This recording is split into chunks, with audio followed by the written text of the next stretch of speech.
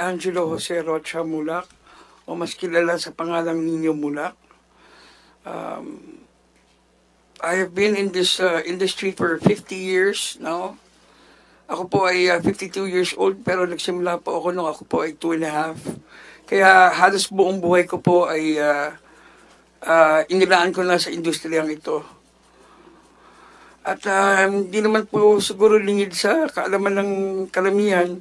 Ang pamilya ko po ay talagang dito rin umiikot ang mundo sa industriyang ito, no? Ang aking ama ay si Alexander Mulak, na isang producer. At siya rin po ay naging chairman ng Philippine Movie Producers Association, na nag-design ng scaling system ng sharing ng sinihan at ng producer. Yun po yung naging kanyang ambag sa industriyang ito, no? Ang aking nanay ay isang artista rin. At si Amalia Fuentes po ay siguro po ay kinilalang Queen of Philippine Movies. So, si Aga Mulak, si Arlene Mulak, Almira Mulak, si Alonzo Mulak, si Atasha, si Andres. Talagang dito umiikot yung mundo ng mga Mulak.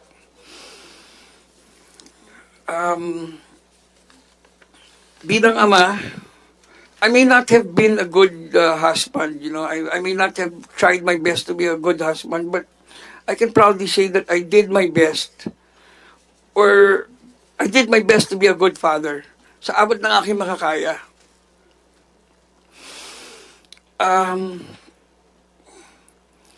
Yung mga anak namin, tinuruan namin maging magalang, maging marespeto. Si Sandro, nung nagsabi siya sa akin na gusto niya mag-artista, sabi ko, sige, pero hindi kita tutulungan. Alam niyo, minsan yan, sinabi ko sa kanya yan, hindi kita tutulungan, wala akong tinawagan na kahit sino na para makapasok siya sa industriya. Nalaman ko na lang, nag-audition na siya. At nagulat na lang ako, isang araw, biglang sinabi niya pa, natanggap ako ng Sparkle, nakuha siya ng Sparkle. So, proud naman ako na pinagdaanan niya yung gano'n.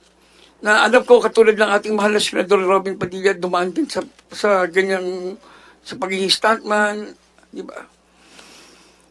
Kahit na may kotse siya, pagka may taping siya,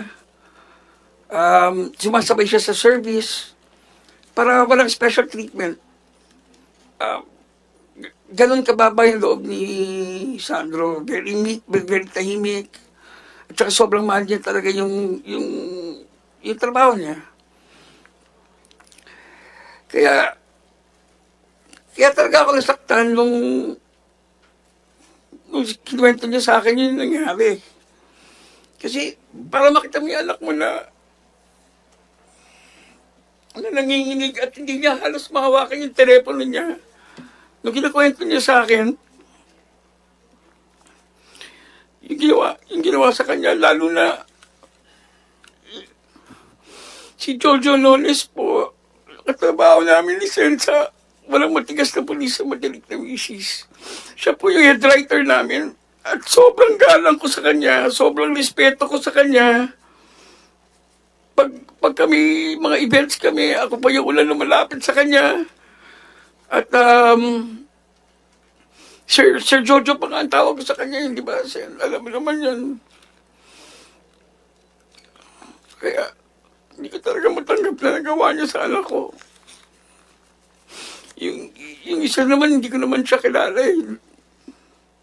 Kaya ko na lang siya nakilala nung nangyari na yung insidente. Pero, sobrang sama ko yung loob ko talaga kay Jordan Ones.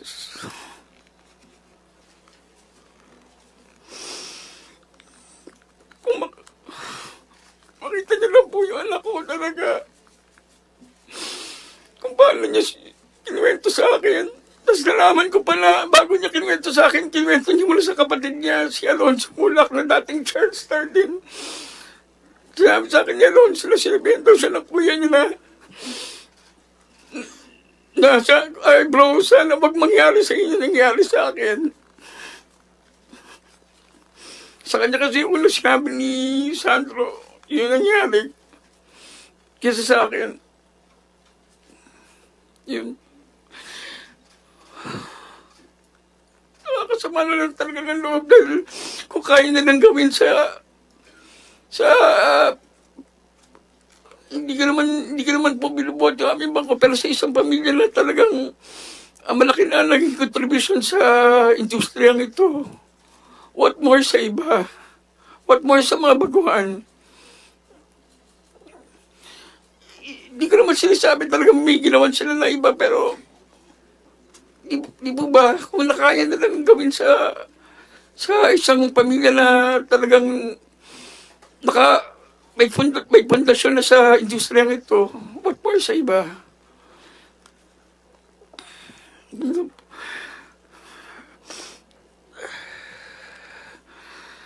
Tapos ngayon, binabaliktad pa nila yung sitwasyon. Hindi ko sinasabing GMA, binabaliktad nila Jojo at ni Richard yung nangyari sa mga comments nila, sa mga press release nila. Yun lang, nakakasama na loob na kung sino pa yung may sala. Yun pa yung nagagawang magbaliktad na storya. Kahit sino naman sigurong ama or magulang, ganito rin ang mararamdaman.